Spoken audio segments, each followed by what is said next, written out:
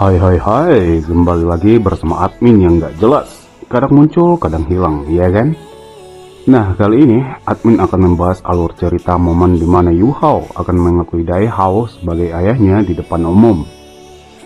Menurut admin, momen inilah yang paling dinanti, momen haru, sedih, dan menyakitkan. Sekalian momen dendam Yu Hao terbalaskan. Di sini, ambisi Juji untuk menaklukkan benua sudah dimulai. Si Juji ini ibarat bibidong di Solen 1. Nah, kekaisaran Matahari Bulan telah menduduki dua kekaisaran, yaitu kekaisaran Dowling sama kekaisaran Tianhun. Tinggal kota Xinglo yang belum mereka taklukkan. Oke, mari kita mulai alur ceritanya.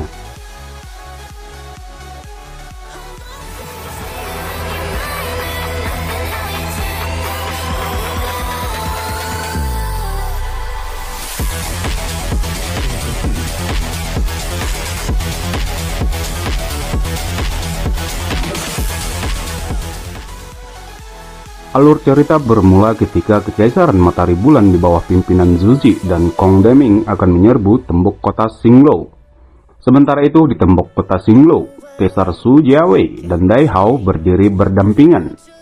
Di sisi utara tembok kota, para ahli kuat Akademi Shrek, Sekte Tang, maupun para ahli dari tiga kekaisaran telah berkumpul. Su Jiawei secara pribadi datang ke puncak tembok kota di samping Duk Harimau Putih. Dia berkata sambil menatap prajurit Matahari Bulan yang bersiap menyerbu. Dai Hao, tahukah kamu, aku pernah takut kepadamu. Dai Hao kemudian tersenyum. Tentu saja aku tahu, kalau tidak, mengapa kamu pikir aku selalu di perbatasan barat? Su Jiawei menghela napas. Aku iri padamu, aku tidak cocok untuk menjadi pemimpin kerajaan. Dai Hao menggelengkan kepalanya. Kita tidak bisa mengatakan itu hanya masalah psikologis. Su Jiawei tertawa. Mungkin, aku tidak berharap memiliki kesempatan untuk bertarung bersamamu. Biarkan bajingan kekaisaran Matahari Bulan datang. Aku ingin melihat apakah kotaku lebih dulu jatuh atau darah prajurit Matahari Bulan akan mengering. Siapkan meriam panah surgawi, cangkang interferensi stasioner, tembak. Saat Dai Hao berteriak, kota Xinglo tampaknya telah menjadi landak besar yang menembakkan semua duri. Pada saat yang sama, cangkang yang tak terhitung jumlahnya terlempar ke arah pasukan Kekaisaran Matahari Bulan. Namun itu hanya berlangsung sesaat, ketika lingkaran hijau diam-diam menyebar, dan dengan cepat menelan seluruh medan perang. Legion Insinyur Roh pertama, kedua, ketiga, dan keempat, serang! Dai Hao berteriak. Setelah itu, dia menarik pedang dari pinggangnya dan mengerahkan ke arah pasukan Kekaisaran Matahari Bulan. Bayangan demi bayangan perlahan naik, mereka berubah menjadi cahaya mengalir dan menyerbu ke arah pasukan Kekaisaran Matahari Bulan. Pada saat yang sama, raungan bernada rendah terdengar di udara. Bang, sebuah bayangan kuning seekor banteng raksasa muncul. Wujud sejati roh pelindung Tetua Swan, Tatui God Lebul ikut menyerbu. Namun ketika Tetua Swan mendekati pasukan Kekaisaran Matahari Bulan, bola cahaya perak yang kuat tiba-tiba dilepaskan, membentuk penghalang cahaya besar, dan menelan Tatui God Lebul, bahkan menghentikan serangannya. Silver Moon Dolo, Kong Deming dengan penghalang cahaya surgawinya. Sinar cahaya yang tak terhitung jumlahnya menembak ke arah Tatui God Lebul. Sebagai limit Dolo, tanduk Tetua Swan bersinar terang dengan cahaya kuning. Dia berjuang untuk membebaskan diri dari penghalang perak. Namun cahaya perak itu seperti permen lengket, dia masih tidak bisa keluar darinya dan hanya bisa bertahan. Kekuatan ruang? Tetua Swan meraung, tanduknya perlahan berubah menjadi perak. Di atas tanduknya, bola cahaya perak ada lingkaran hitam. Jelas itu adalah ruang yang telah dihancurkan. Kong Deming menghela napas ketika melihat Tetua Swan menemukannya begitu cepat. Dia sekali lagi melambaikan tangannya, langit bersinar cerah, dan penghalang perlahan menghilang sebelum balok demi balok cahaya menembak ke arah Tetua Swan. Naga emas raksasa menerjang ke langit, cahaya yang tak terhitung jumlahnya meredup. Dan ahli roh terdekat dari Kekaisaran Matahari Bulan tidak punya pilihan selain meningkatkan penghalang pelindung. Wujud sejati naga emas, Bei Bei. Cangkang kura-kura yang tak terhitung jumlahnya terbuka, membentuk perisai besar menghalangi serangan yang datang. Seekor ular raksasa bergerak di atasnya, mata merah darahnya melototi musuh-musuhnya. Perisai Swanyu dari pertahanan abadi, Susansi. Bola-bola cahaya meledak di langit, secara akurat mencegat semua jenis serangan. Seorang pria yang benar-benar tersembunyi dalam baju besi tebal. Seluruh tubuhnya ditutupi semua jenis alat roh, semua serangan berat diblokir. Asal kehancuran, Hichato. Seekor ular merah muda muncul di langit, sebuah lingkaran emas redup mendukungnya, dan menutupi beberapa penguasa roh yang lebih lemah. Tubuh emas tak terkalahkan, Jiang Nanan. Suara seruling bergema di udara, 9 Phoenix naik ke langit, berkedip dengan warna berbeda. Serangan apapun yang menyerang langsung menembus dimanapun mereka lewat. Seruling 9 Phoenix dahulu, Xiao Xiao. 12 sayap berkibar, malaikat besar turun dan lapisan cahaya suci muncul, menawarkan mereka para ahli roh cincin emas perlindungan, malaikat Dolo, Ye Guyi. Seekor naga raksasa berwarna merah muda terbuka di langit, lingkaran merah muda menyebar dari tubuhnya. Setiap serangan yang menyentuh lingkaran cahaya merah muda langsung dihancurkan. Wujud sejati Ruby Dragon, dari Ruby Dolo, Nan Ciu Ciu. Berkas cahaya pedang melonjak dan bilah sepanjang 100 meter muncul. Seorang anggota kekaisaran bulan bintang terbunuh oleh sinar pedang ini. Fanatik pedang Dolo, Ji Yue Chen, dengan pedang penghakimannya. 8 Dolo, mereka semua datang dari sekte Tang, generasi muda strike terkuat saat ini. Namun dua yang terkuat yaitu Yu Hao dan Wu Tong belum hadir. Jika mereka semua di sini, kekuatan pamungkas sekte Tang akan sepenuhnya ditunjukkan. Selain mereka, level Dolo dari Akademi Shrek, Kekaisaran Xinglo, Dowling, Tianhun, semuanya menunjukkan kemampuan mereka. Mereka terbang ke segala arah, dari punggung Tato Godly Bull Tetua Swan. Sosok demi sosok memancarkan cahaya yang menyilaukan dari tubuh mereka, menentang serangan dan menembaki musuh. Namun meskipun begitu, 4.000 ahli roh dari pihak Kekaisaran Xinglo telah mati. Dan pertarungan di langit segera menjadi sangat kuat dan panas. Dari kota Xinglo, Zuk meriam panas surgawi mengeluarkan suara dengan marah. Sinar cahaya terus-menerus ditembakkan. Pada saat yang sama, gerbang kota dibuka, 300 sosok manusia muncul. Legiun Insinyur Benteng Jiwa Kota Sel, serta Legiun Insinyur Jiwa Sekte Tang menyerbu. Semua orang tahu bahwa pertarungan ini sangat penting untuk hasil akhir. Dai Hao terus memberikan perintah di atas tembok kota. Dia sedang bertaruh. Dia hanya bisa memilih untuk meletakkan mereka semua di medan perang sekarang. Ini adalah satu-satunya cara dia untuk menang. Sementara situasi medan perang sangat tragis, Juji menonton dari belakang. Dia tahu bahwa mereka semua berasal dari Akademi Shrek serta Sekte Tang. Dia bahkan lebih berkonflik sekarang. Marshal, tolong beri kami perintah. Seorang komandan yang berada di sisinya memohon padanya. Juji menghela napas sebelum membisikkan beberapa instruksi.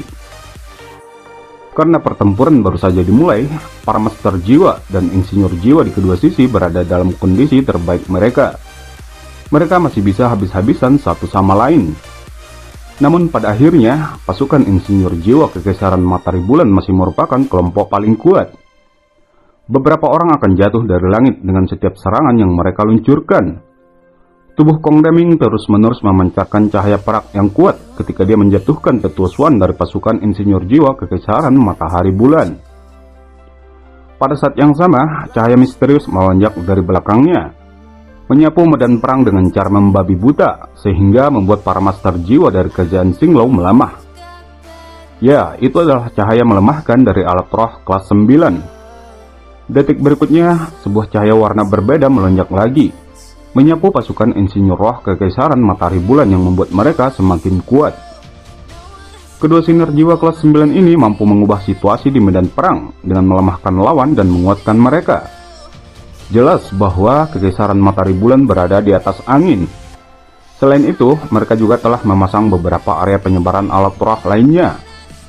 Jika pertempuran ini terus berlarut, Kekaisaran Matahari Bulan pasti akan menang.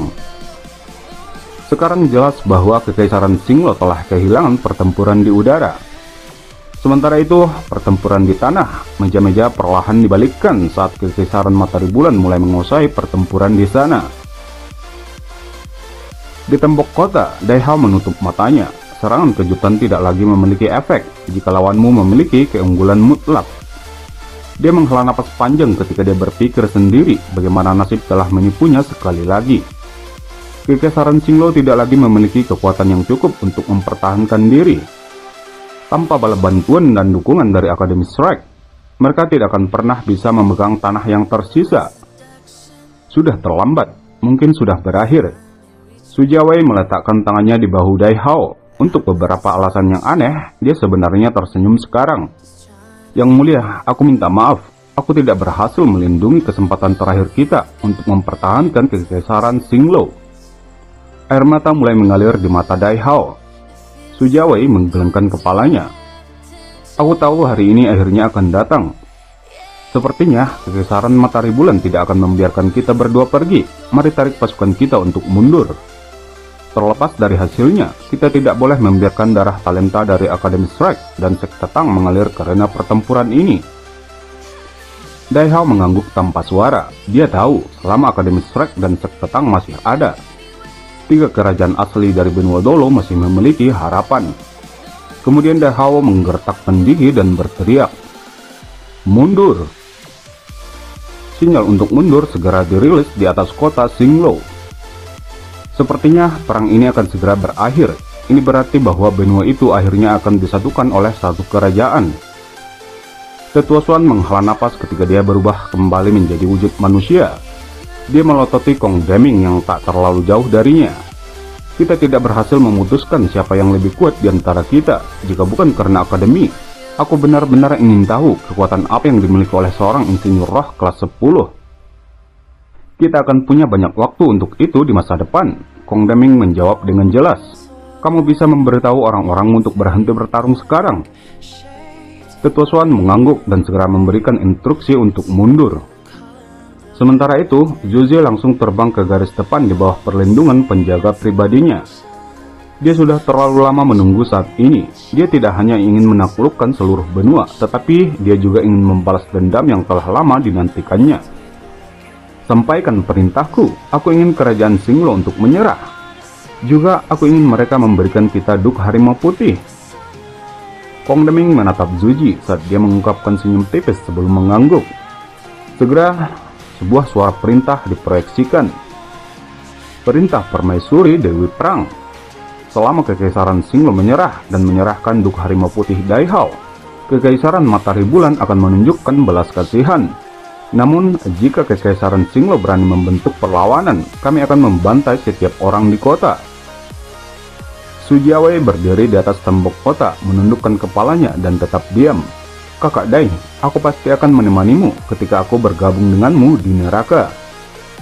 Saat ini, tidak ada lagi pilihan lain. Dia tahu bahwa bahkan dia tidak akan bisa menghentikan Dai Hao dari menyelamatkan jutaan nyawa di kota Xinglo. Dai Hao perlahan berbalik saat dia mengungkapkan senyum tipis di wajahnya.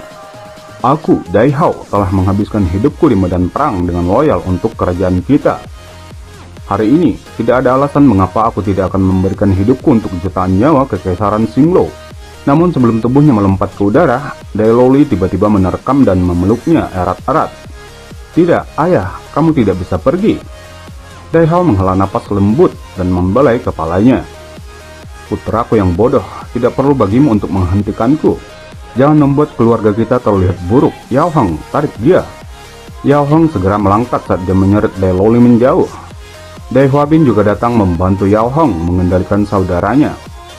Lepaskan aku, apakah kalian semua benar-benar ingin melihat ayah mati seperti ini? Mata Dai Loli sekarang merah ketika dia mencoba yang terbaik untuk membebaskan diri. Dai Yao Hong tiba-tiba menampar, matanya juga sama-sama merah. Bodoh, apakah menurutmu aku ingin ayah mati? Huabin, jaga dia. Kalian berdua harus memastikan keluarga Dai kita tidak mati. Setelah itu, dia tiba-tiba berbalik menghadap ayahnya. Ayah, aku putra tertua di keluarga kita. Tolong izinkan aku untuk bergabung denganmu. Kemudian, dia menggerakkan telapak tangannya dan menanamkannya di leher Dai Huabin dan Dai Loli. Segera, dua saudaranya jatuh pingsan. Setelah itu dia berbalik dan membungkuk kepada Tetua Xuan dan berjalan menuju Dai Hao. Dai Hao menatap putranya dan memberikan pelukan. Namun tangannya tiba-tiba bergerak di leher Dai Yao Hong dan akhirnya Dai Yao Hong juga jatuh pingsan. Kemudian Dai Hao berbalik menghadap Tetua Xuan. Tetua Xuan, aku ingin kamu merawat putra-putraku untukku.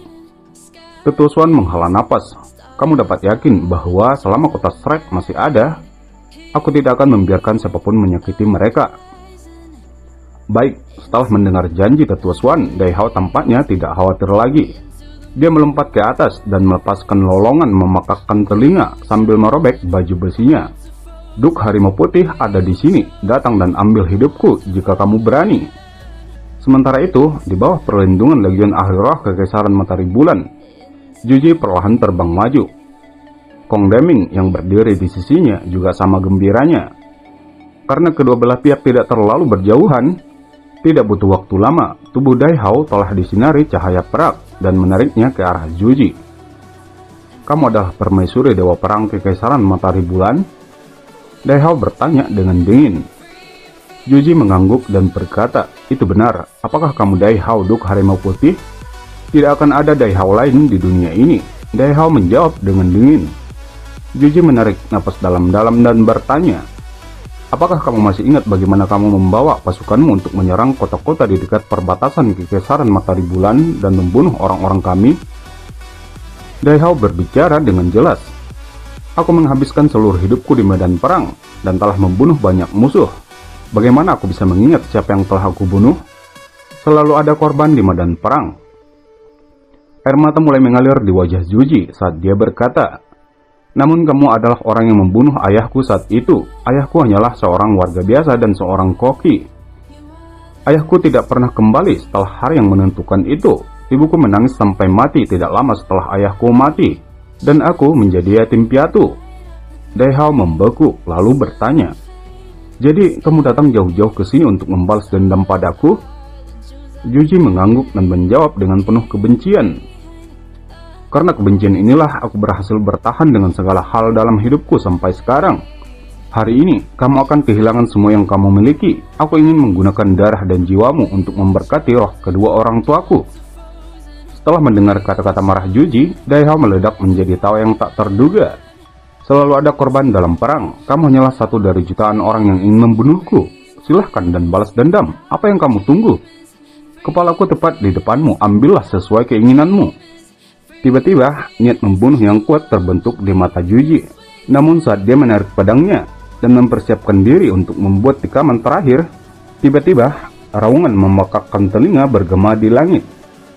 Beraninya kamu melakukan itu? Gelombang suara yang kuat diresapi dengan jumlah kekuatan spiritual yang luar biasa bergema di radius 50 km. Membuat Juji merasa pusing setelah mendengar suara itu dan tidak dapat menusuk Duk Harimau Putih. Bahkan Tetua Kong langsung tersentak. Limit Dolo? Siapakah Limit Dolo yang kuat ini? Meskipun Tetua Kong bisa mendengar kemarahan dalam suara orang itu adalah suara yang cerah. Itu jelas bukan suara Tetua Xuan. Dia segera menyeret Dai Hao kerikatnya dengan alat rohnya, sementara Juji, setelah mendengar seruan nyaring dari langit, dia sesaat linglung. Sebelum dia bisa menenangkan diri, tubuhnya mulai bergetar ketakutan. Meskipun matahari kemasan menyinari tanah dengan cahaya cemerlang, udara mulai menjadi sangat dingin, kepingan salju mulai jatuh dari langit. Beberapa saat kemudian, dua sosok muncul, seorang pria yang mengenakan jubah biru pucat panjang. Di sampingnya, wanita rambut ungu panjangnya menjuntai, mata ungunya benar-benar memukau. Pasangan yang tiba-tiba muncul di medan perang adalah Huo Yu Hao dan Tang Wutong. Setelah berkultivasi selama 3 tahun yang panjang, mereka akhirnya menyelesaikan kultivasi tertutup. Huo Yu Hao akhirnya menyelesaikan penyerapan atas kekuatan spiritual Apple Eye Tiran dan menyelesaikan inti jiwa ketiganya, yaitu ruang. Begitu juga dengan Wutong. Mereka orang pertama yang memiliki inti jiwa dengan metode Yin Yang komplemen dan membentuk inti jiwa ketiga mereka. Setelah menyelesaikan kultivasi tertutup, Yu Hao memiliki kepekaan yang lebih dalam terhadap takdir. Dia segera merasakan ada sesuatu yang salah. Setelah dia mengetahui bahwa Juji tidak menepati janji, tetapi melanjutkan untuk memulai perang lain, mereka segera bergegas ke kota Xinglo. Pada saat Juji akan menikam Dai Hao, Yu Hao sebenarnya sekitar 250 km jauhnya. Namun, dia bisa merasakan ketakutan di hatinya mencapai puncak yang belum pernah terjadi sebelumnya. Karena itu, dia menggunakan suaranya untuk merebak ruang dan menghentikannya. Yu Hao langsung kewalahan oleh beberapa emosi setelah melihat Dai Hao yang tidak lagi mengenakan baju besi apapun. Demikian pula, Juji juga kewalahan oleh banyak emosi saat mereka saling menatap, matanya memerah. Mengapa? Kenapa kamu harus kembali sekarang? Zuzi mengangkat pedang di tangannya dan menusuk duku harimau putih tanpa peringatan. Namun hanya suara gesekan logam yang terdengar, alih-alih bersentuhan dengan kulit manusia, bahkan pedang Juji langsung hancur. Rang Juji jatuh ketika dia melihat bahwa Dai Hao telah digantikan oleh orang yang telah dia tunggu selama ini. Pemindahan Xuan Yu. Ini adalah salah satu keterampilan favorit Yu Hao dan sekarang menyelamatkan nyawa ayahnya. Dai Hao telah berpindah tempat dengan Yu Hao.